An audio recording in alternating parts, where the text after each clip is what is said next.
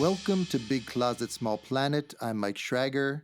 Welcome to this special edition for the Scandinavian Textile Initiative for Climate Action's Climate Action Week. Great to have Ken Pucker with us today. Ken Pucker, who last year spoke with us during Climate Action Week about a range of things, including his view on what he calls instant fashion, some call ultra-fast fashion. Ken is a former footwear and apparel executive and now a professor of practice at Tufts University. I believe you were also a former ice hockey goalie. So did I get that right? Yes, former is the important word there. Former is the important word. And of course, is a thoughtful analyst and thinker regarding apparel and sustainability. Ken, you post a lot, almost too much for me to follow on LinkedIn, but that's why we've invited you here to sort of summarize some of your thinking over the last year or last couple months. So anyway, Ken, maybe you can introduce yourself in ways that I haven't gotten correct or fully explained. Who are you, your background, and your current line of work? So, as relates this podcast, I worked at Timberland. I was fortunate to join the company because it was rich in values and it was growing quickly. I spent 15 years there. The last 7 as chief operating officer. After that, I became the CEO of a private equity-backed Swiss footwear company on an interim basis, and I did that for a couple of years. Since the last 15 years, really, I've worked at the intersection of climate and capitalism across multiple domains. I teach at both Tufts, as you mentioned, and at Dartmouth's Tuck School of Business. I write for Business of Fashion and for Harvard Business Review and other places. I serve on boards, mostly nonprofit, one for-profit, which is King Arthur Baking, which is a B Corp and employee-owned. And I continue to invest and advise at a PE firm in Boston. Okay, so do you think it's fair to say that you're relatively independent? I view There's myself as completely independent. completely independent. Okay, so I don't know if we'll get to it all. I want to talk climate, instant fashion, ESG, tariffs, myth busting, to name a few. Your background allows us to dive in, I think, to a lot of those things. So let's jump in to climate because this is Climate Action Week. Uh, when it comes to climate action for the apparel industry, what's your conclusion about the progress being made? Give me a number on a scale of 1 to 5, 5 being very optimistic. How optimistic are you right now? If we're looking at current path, I'm closer to a 1 than a 5. I think that we've seen regression, not progress. And that's a function of the fact that most of the incremental initiatives that we're trying are subsumed by the everyday growth of the industry. And our focus on ever more reporting hasn't necessarily led to disclosure and certainly hasn't led to sufficient action. But that's not surprising given the fact that the way companies are typically going about decarbonization is as individual entities, and we have a system problem. And so the only way to make real progress is collective action. And the industry hasn't gotten to that yet. It's certainly created a whole number of consortia from Textile Exchange, Global Fashion Agenda, Fashion Pact, lots of things to ostensibly collaborate. But it's been more ostensibly than it has been collaborate. And there are structural reasons and incentives that I think inhibit real progress. So you're going to get a chance also to listen to some of the people I interviewed for Climate Action Week, and some of them are more optimistic. They often are referring to some individual companies, individual brands like H&M as one, but a few that with their work are helping drag the rest of the industry with them. Now, that could be wishful thinking, right? But there are some brands that maybe relatively are trying to pave the way.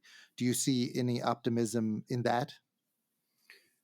Stand.earth just released their 2025 fossil fuel for fashion rankings of 42 footwear and apparel companies.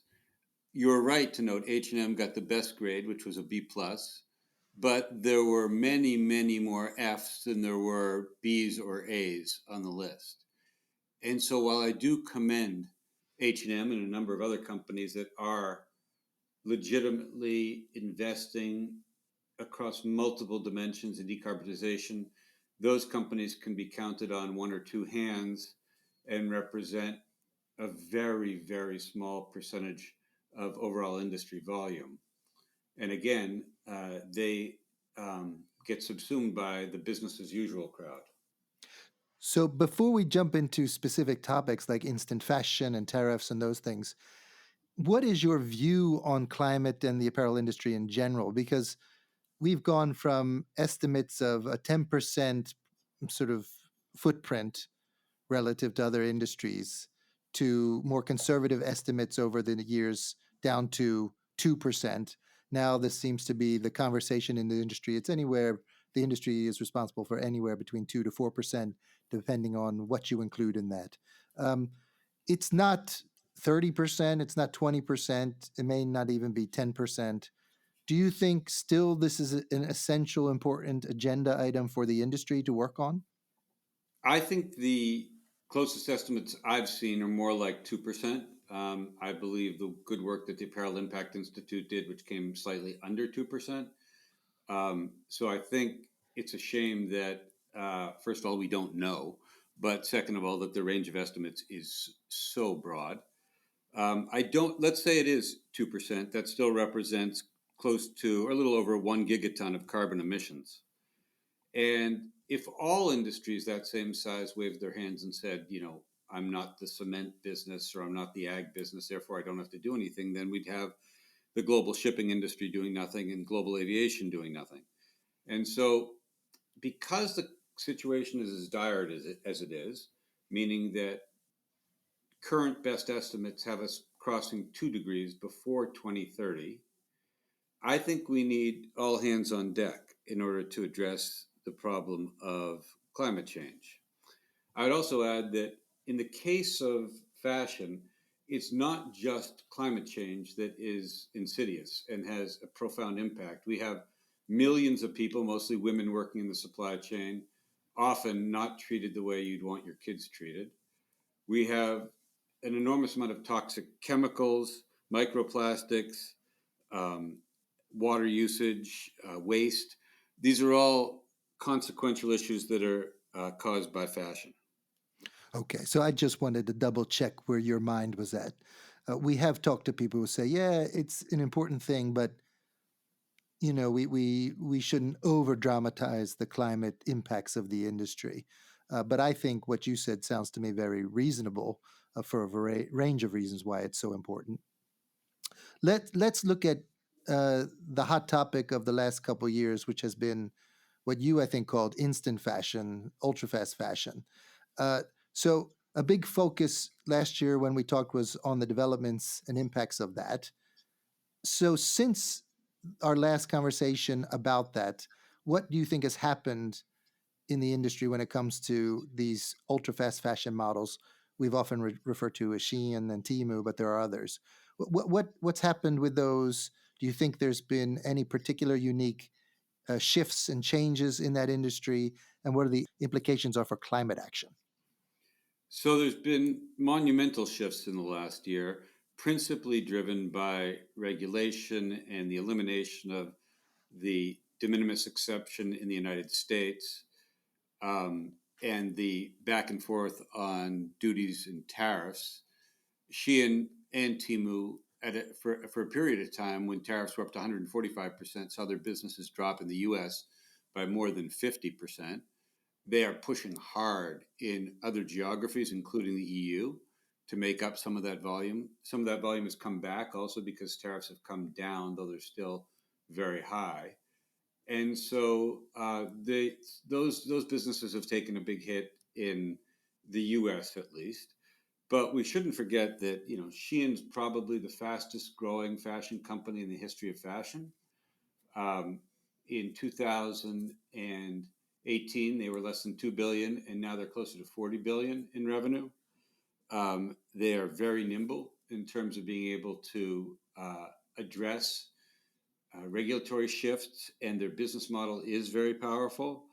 Um, they have also made, I think, efforts to buff their image in advance of a long planned IPO, to include hiring sustainability professionals on the ground, hiring lobbyists, making contributions to NGOs that serve the fashion industry, and most recently getting approved for science-based targets.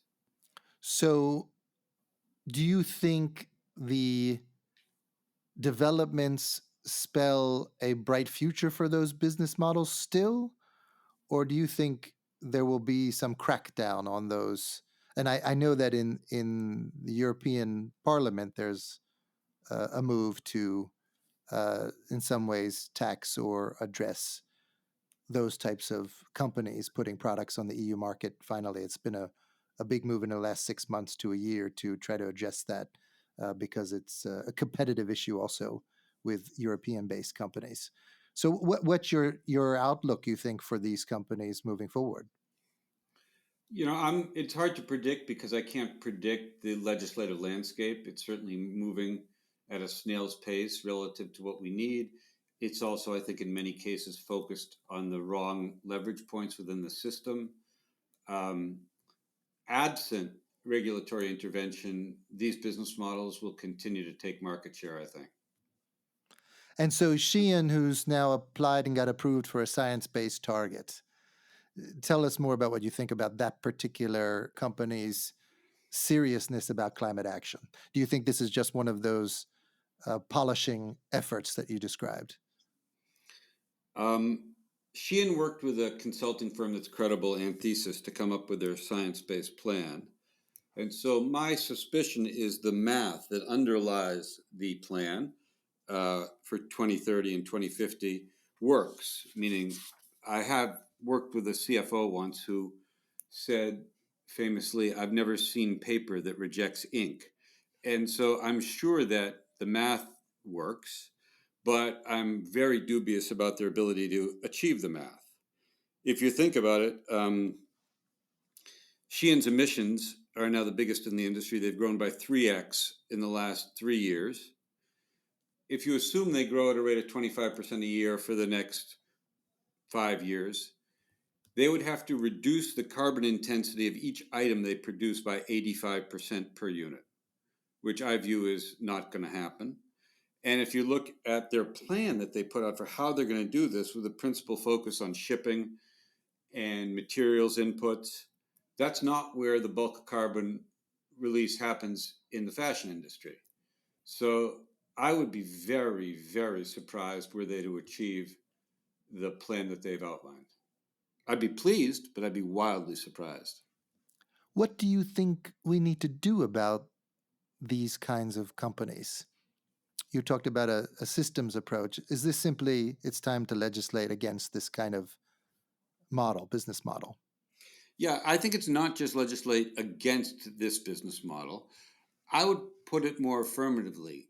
I think that the largest footwear and apparel companies and the largest suppliers in the supply chain need to come together and either no recommend how they want to be regulated such that there is money available to focus on the leverage points in tier 2 and tier 3 in the supply chains to fund the technologies which do exist in order to decarbonize the industry. It could be done at fees per garment that are really small relative to these companies' balance sheets, but it isn't happening. So you mean companies get together to fund this kind of I'm even more extreme. rollout? Is that what you mean? I'm thinking companies should come together and write a note in the Wall Street Journal, an op-ed Yeah. that says, "Dear regulators, we want to be a viable industry 20 years hence. We want to maintain our license to operate, and we recognize that to do so, we need to clean up our act. Therefore, what we would like you to do is impose a dime per unit fee on any product made and create a fund to be administered by an oversight board where the proceeds are used to fund the technology that will enable our suppliers to deliver a 90% reduction in CO2 in the next 10 years. Interesting. So the way I listen to you, you have a take that basically involves regulation in order to drive the collection of financing that then would be needed for certain types of climate interventions, right? That's what you're saying. Yes, I mean, if you think it's so far-fetched, the shipping industry, which is less complex and it's more concentrated, has essentially come together with help from the UN to try to engineer a similar approach. Yeah, I mean, I don't think it's so outlandish. I know that the Apparel Impact Institute is trying to mobilize the leading brands and retailers, buyers, to do that kind of financing through their funds, and they're having a struggle to get the percent of funds they need. There's only, again, a few brand leaders who are pulling the pack with them, so to speak. So the idea of creating a fund that then finances this kind of work exists, but it's not legislated. And I just want to point out that there are ideas in the EPR systems in Europe, at least, where the idea is that you create these PROs that then basically charge those who are part of them a certain fee in order to put their products on the market, and they get different fees depending on certain criteria of the products they put on the market. So there isn't a financial element to that. There are eco-modulation of fees, but those schemes aren't really based on greenhouse gas emission reduction benefits from products and such. So all I'm saying is there are those models out there. They may just not be geared to what you're talking about, is to fund the kinds of interventions in the supply chain. So let me just take on both of those. The Apparel Impact Institute thesis, I think, is very powerful, and I think their work makes sense. And you're right that they're wildly underfunded relative to the size of the task. That's because the contributions are voluntary. I'm suggesting that they not be voluntary and that they be equally applied across all brands. The second point is the EPR and eco-modulation in the EU, I think, is misguided. The EPR fees are way too low to have a consequential impact. And they also focus on delivering a circular solution as the way to split the revenue growth of the industry from resource use, or decouple those two. And I don't believe that's going to happen. I think that circularity is a fantasy in the footwear and apparel space, and that we'd be better served focusing on known solutions to decarbonization, which are deep in the supply chain. So then, if you think it needs to be legislation that requires this in order to gather these financial resources to then focus on things that exist today that can be implemented, let's talk about legislation more in general. And I don't know how general, because in the U.S. we have a number of pieces of legislation popping up, those that you've been actively supporting and those that are more around what you would call circularity. But let's just talk about what's happening now with the New York Fashion Act and the California Fashion Act. These are designed now to focus on climate impact, chemical management. Uh, what is your sense of the chance of these getting adopted? So, to be clear, the New York Fashion Act and California version of same don't go as far as what I'm suggesting needs to happen, but I'm enormously supportive of both. Um, Interestingly, what I'm asking to happen, the largest suppliers and the largest brands collaborate to endorse some kind of legislation, is pretty much the opposite of what is actually happening in practice. In fact, the largest footwear and apparel fashion trade association in the United States has been actively lobbying against this regulation, which, as I mentioned, does not go as far as what I talked about prior. That said, my view is that this legislation will ultimately pass. I don't know if it'll be California, New York, Washington State, Massachusetts, or where. And it only takes one or two big states because brands can't have supply chains across different states.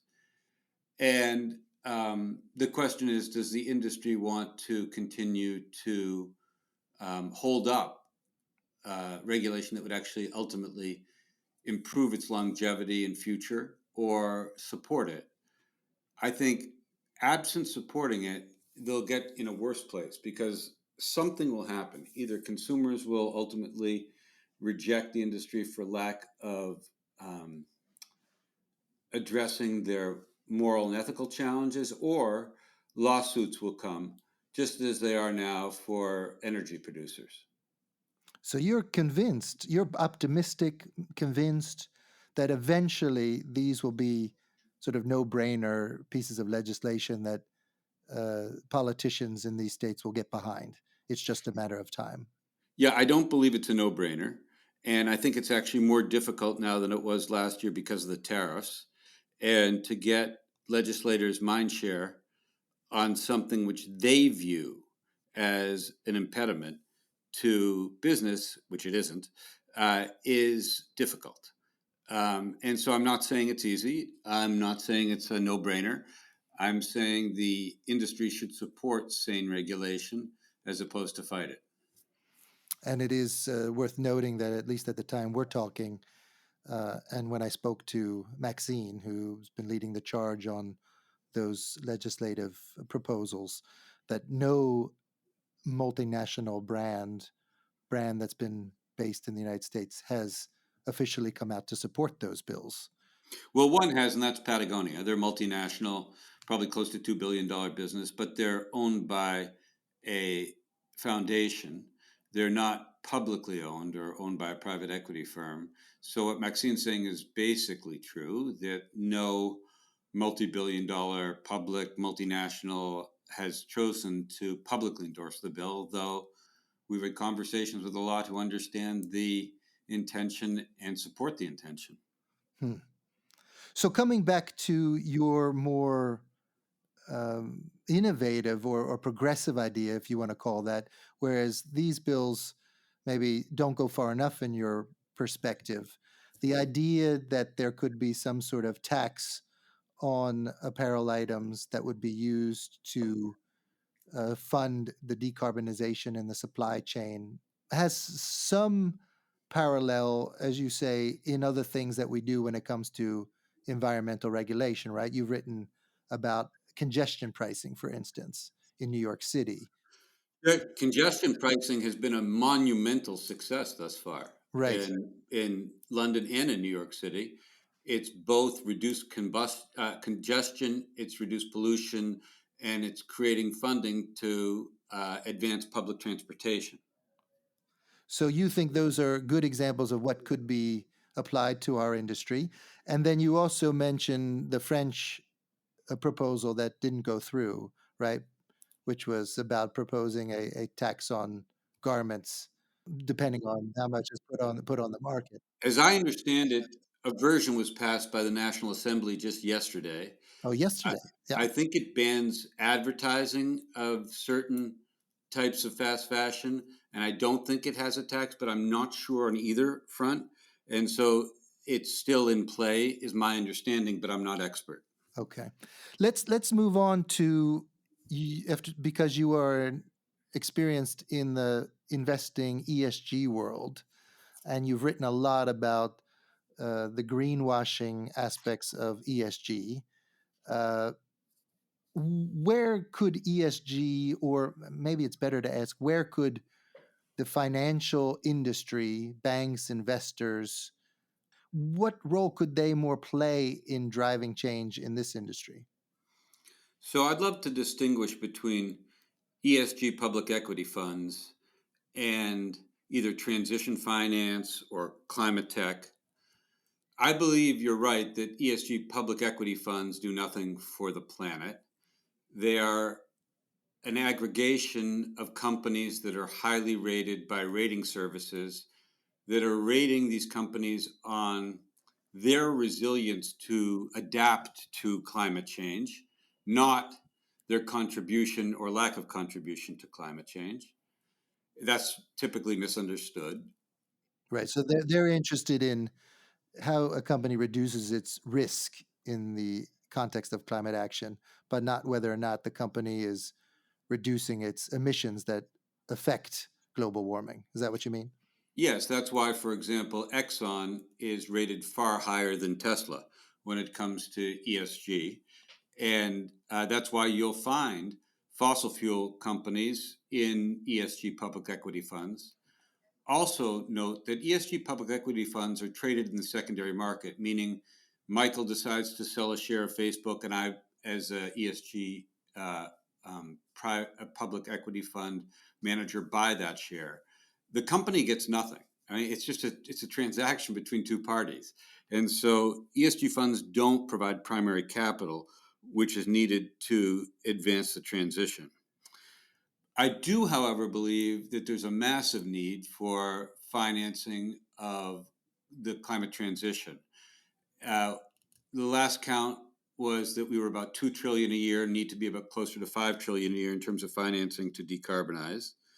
But I think the Institute of International Finance, which is a trade association, wrote an excellent piece recently that essentially said, don't expect the finance industry to do this on their own. If you create the incentives that cause capital to shift, the finance industry would be a great ally.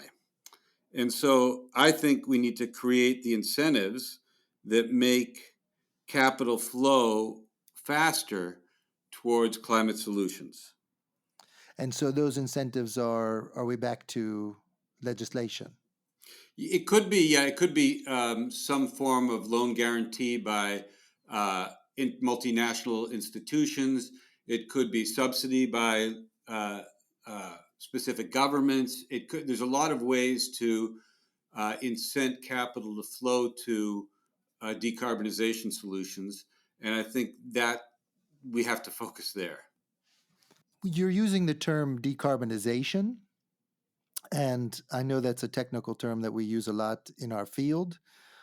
There has been some pushback that when we say decarbonization, we forget about climate action more broadly, adaptation and the funding for that, uh, workers who need support, and also that it's a technical process that doesn't consider what kind of impact these kinds of interventions can have on workers in their local communities. Where do you think about that aspect in your analysis?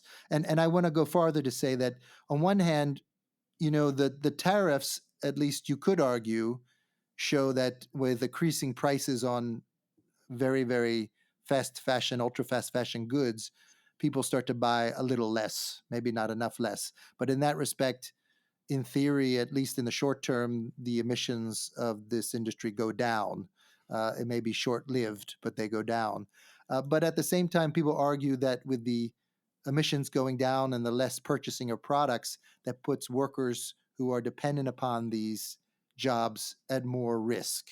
And so this constant uh, potential tension has been around in our industry since I've been here. How do you both have a transition to a sustainable industry, a decarbonized industry, at the same time taking care of the workers and the people who are dependent upon it? So do you have any views on that transition and how we would fund beyond just decarbonization technical solutions in factories? So, 2 points. One is we could decarbonize fashion and not change the employment level of fashion um, in very clever ways. Meaning that yes, if you increase prices on cigarettes or alcohol or fashion, demand goes down, and that would mean less production. But if you incentivized instead decarbonization of fashion, that doesn't mean that demand changes at all. And so I'm not convinced that the tiny fees that would be required to fund tier two and tier three decarbonization would have any impact on workers. Now, if in fact you wanted to be more bold and taxed fashion or synthetic fashion akin to what we've done for cigarettes and have demand fall, I still think that would be net positive because industries evolve. And if you look at what people were saying about when we first introduced computers or the advent of the internet, what would happen to employment, those things have not played out as doomsayers thought they would. So I think we have an urgent problem facing us, and we need to get after the available solutions that are out there. And so while I have you on this topic, do you have any views on those who say we need to uh, we need to basically reduce the size of the volumes in the industry? Well, if the goal is strictly decarbonization, technically you don't have to reduce one unit because there are technologies that are viable today that would reduce emissions within the fashion supply chain by, call it conservatively, 50, 60, 70%. And so if you sold the same number of units but reduced your per unit carbon input by 50, 60, 70%, you would achieve the objectives that the industry is trying to achieve without compromising unit sales.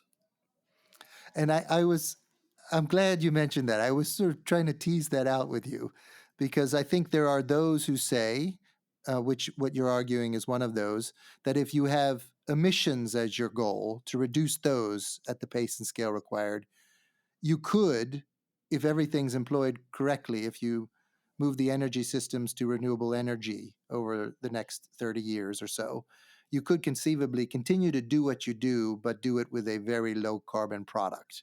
You wouldn't have to change anything really about the industry as it is, besides how the energy that's being used is selected, and therefore you keep doing what you're doing. But others would argue, but no, we need to reduce the volumes because it's not just climate emissions that are the problem, but it's water, microplastics, chemicals, all those things you said in the beginning, addictive consumer behaviors. So, is there a risk that in our industry, the legacy current business model players say, we can do this, we can achieve the reductions we need, and we don't have to change anything about this industry? So you were just focused prior on climate change and decarbonization, and I said that we could maintain current volumes in employment and decarbonize. That you are right to note that doesn't address a number of other challenges, environmental and social challenges that adhere in the fashion industry. Um, you listed a number of them, and so those need solutions as well. I'll also note that I don't think the industry is interested in keeping unit sales at their current volumes. They are interested in growing because that's what the system incents. And so we have bigger problems than just decarbonization. Okay. So while I have you on it, because I have you here, I don't want to waste my opportunity to hear your thoughts on this. You've written also extensively about the fantasy of the circular economy, the circular industry. Um, is it not possible that we could, in theory now, really move the industry to more circular business models? I know I can see you sort of rolling your eyes now. Uh, uh, Circular business models, if you really changed the way things were taxed and incentivized. So I'm conscious that there's only so many iterations that a secondhand piece of clothing or clothing could have. But is it wrong for us to also want, while we change the energy that produces the clothes, to also want to shift the business models to be a majority, if possible, based on these circular business models where clothing is used for much longer periods, resold, and that if you basically, again, if you're willing to talk about tax on products, if you taxed virgin products but gave VAT reductions on secondhand products and also created infrastructure for that, that this could be a new way of running the industry? Or are you still very skeptical of that as even a possibility if you had certain interventions? So we haven't yet demonstrated we can do two things at once. Um, Yes, what do you mean? I can do and two things at I, once. I think that a focus on the 80% of the problem, which is deep in supply chains, like the Apparel Impact Institute is doing, is the best place for $1 to be spent. If you say, well, I have $2 to be spent, I say the same thing, I guess. But if you said, no, we can do a second thing, would you endorse the idea of circular business models and funding to support circular business models? So, to be clear, I'm not against reuse or recycling or repair or alternate business models. I'm all for them. I just don't think they'll move the needle. And so I'll give you an example. Patagonia has been a pioneer in reuse with their wornwear program, which started more than 12 years ago. It currently represents about 1% of their global revenue. Notwithstanding all the discussion of circularity, we know that the industry upcycles less than 1% of its textiles. And there are many reasons for that. It's not bad intentions by people committed to these things. I think they're good people with good intentions committed to these things. But the um, the incremental costs and energy use associated with circular models is a problem. The absence of infrastructure for sorting and collection is a problem. There are technical barriers that some have been overcome, but not at scale yet, that present problems. And then there's massive capital required Hmm. to put this in place. And so the idea of circular is very compelling. The practice of it is very difficult.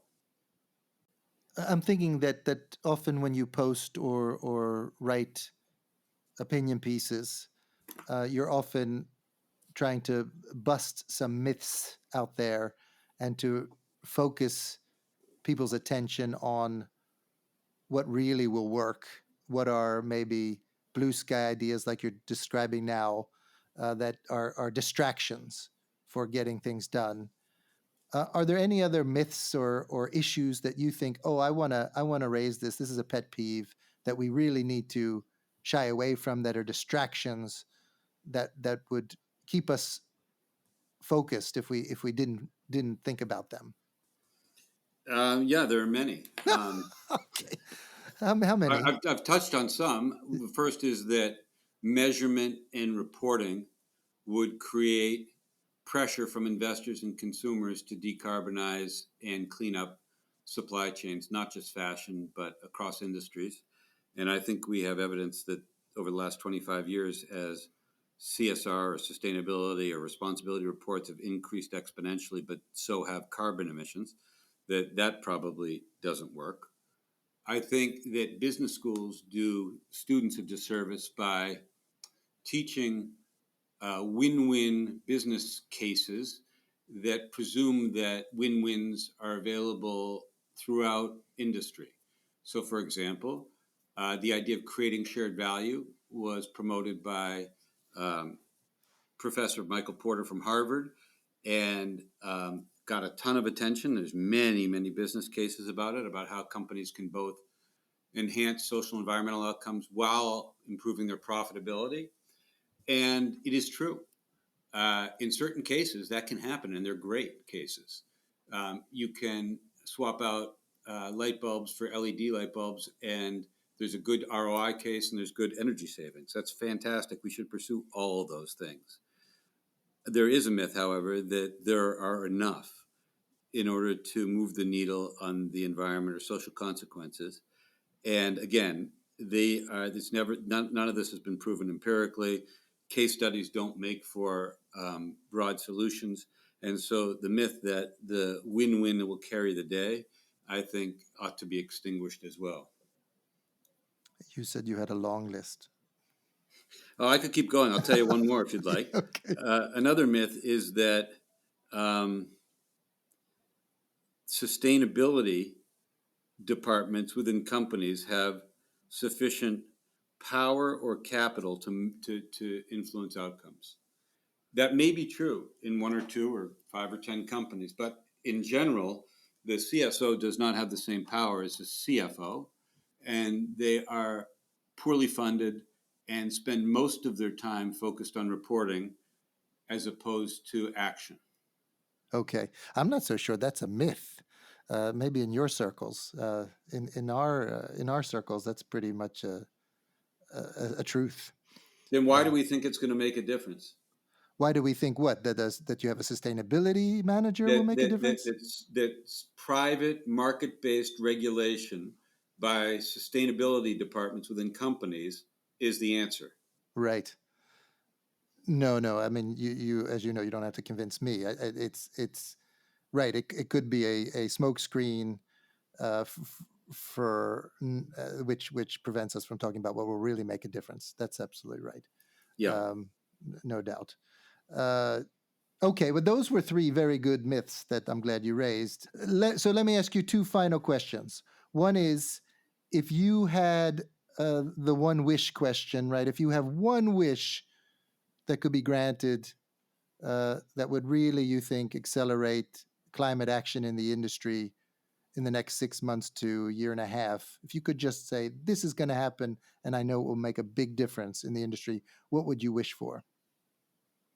I only get one. I would wish for what I described earlier, some kind of eco-modulated per unit tax that goes to a fund that advances suppliers' efforts towards decarbonization deep in the supply chain.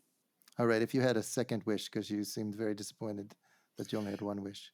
Well, we have to still address these other challenges beyond carbon. And so we have to figure out a way to moderate consumption of fashion in the developed world so that there's room for the developing world to enjoy what we enjoy. And the only thing I know of that, well, two things could work. One is a change in zeitgeist where people don't value consumption as much as they do now. I think that's pretty unlikely, but it would be awesome if it were to happen. There was a massive change in zeitgeist in this country around gay marriage, for example, which was great. So that could happen. I wouldn't count on it. And so the other thing is to tax externalities. Again, if you want someone to consume less of something, you have to make it more precious. And I think for fossil fuel based fashion, we should make sure that companies and consumers are funding the social costs. So at the beginning of our conversation, both you and I mentioned that we you view yourself as a more independent voice in this space, independent, rational as you can be in terms of focusing on what works and not distractions. Do you think you are making any headway? Are people listening to you? Well, two things. One is I recognize that I am in a special place. I am gifted the opportunity to be independent, and most people cannot be. And so I don't take that responsibility or gift lightly. And I recognize the constraints that many in the industry have. And so I hope that some of what I'm saying speaks to those folks who feel the same way but are unable to articulate it. And in terms of am I making progress or not, I think objectively you'd say no, because the Fashion Act remains unpassed and the industry continues pretty much doing the same things it has prior. So I'd say I'd give myself a poor grade there, but that doesn't mean I will stop trying. Ken, thank you again, as usual, for chatting with us. My pleasure.